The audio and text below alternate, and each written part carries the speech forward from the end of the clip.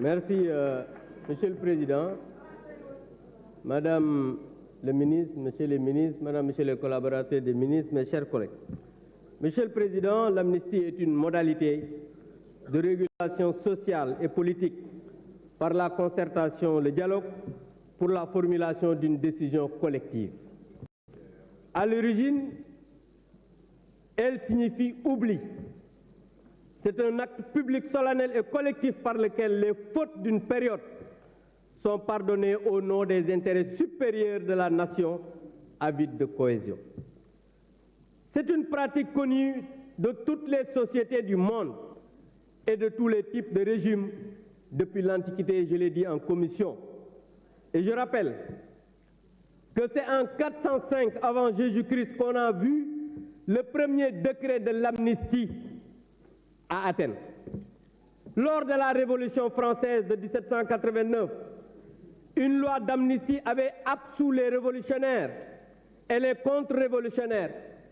Au lendemain de la Deuxième Guerre mondiale, les nazis en Allemagne ont été amnistiés. Quelqu'un me disait que oui, ils n'ont pas été jugés. Je l'ai rappelé en me disant qu'il a parlé du tribunal de Nuremberg. C'est après qu'on a amnistié les nazis, oui. Mais après la révolution de 1789, c'est en plein procès qu'on a voté une loi d'amnistie. Et interroger les lois d'amnistie qui ont été votées ici au Sénégal. Qu'est-ce qui est plus dangereux d'être un séparatiste n'est que rebelle? Et pourtant, on a voté une loi d'amnistie ici. Où étiez-vous? Vous savez, c'est pour vous dire que pour avancer, les nations ont besoin de pardonner pour se réconcilier avec elles-mêmes. Et c'est dans cette indispensable trajectoire historique que se situe la grande et salutaire décision de Monsieur le Président de la République, son Excellence Macky Sall. sama gaay waa ex-Pastef ñëpp xam nañ ne duñ samay xarit faraluma leen bugguma ngeen gañe dara ci réew mais aujourd'hui il faut que ñu waxante dëgg gi xam nga mooy lan.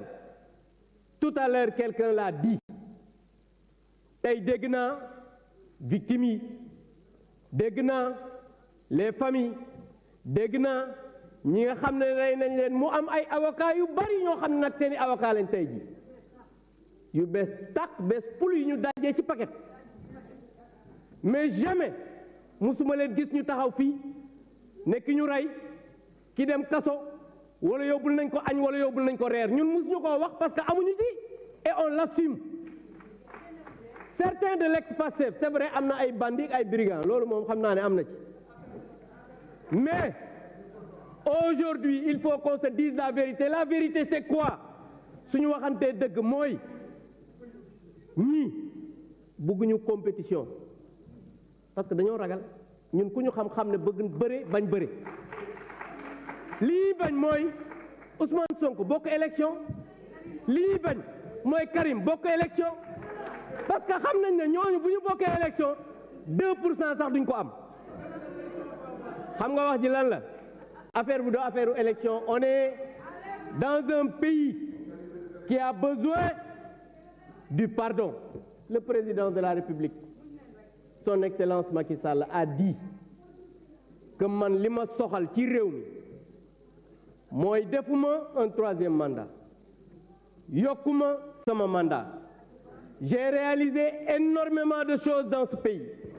J'ai travaillé à ce que les Sénégalais mën a nekk benn fexe naa këri diine yi nga xam ne ñoo nekk ci réew mi fu ci nekk ñu am foo xam ne dinañ fa jaamoo yàlla ci wàllu jàngu mi ak ñi nga xam ne ay kilifa diine lañ li ma soxla nag mooy réew mu dal réew moo xam ne nit ñi dañoo dajaloo réew moo xam ne dañoo réconcilier wu ba nga xamante ni su ma demee Sénégal dinaa ko bàyyi ci dal ba ki nga xam ne moom mooy ñëw madame le ministre l'avait dit parce que monsieur le président mooy góor googu nga xam ne ku ko yëngal du bouger donc je pense que li mu soxla mooy kii ñëw ak ku mu mënti doon na doon koo xamante ni dina fekk réew mu dal réew moo xam ne dañoo dajaloo nekk benn pour que Sénégal mën a jëm ci kanam réalisation yi mu fi na def mën a dem ci kanam. Je vous remercie.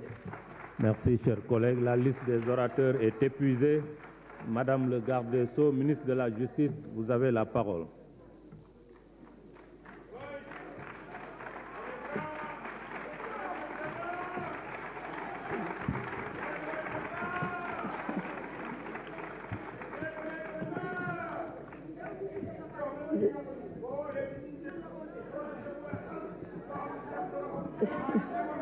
Je vous remercie, Monsieur le Président.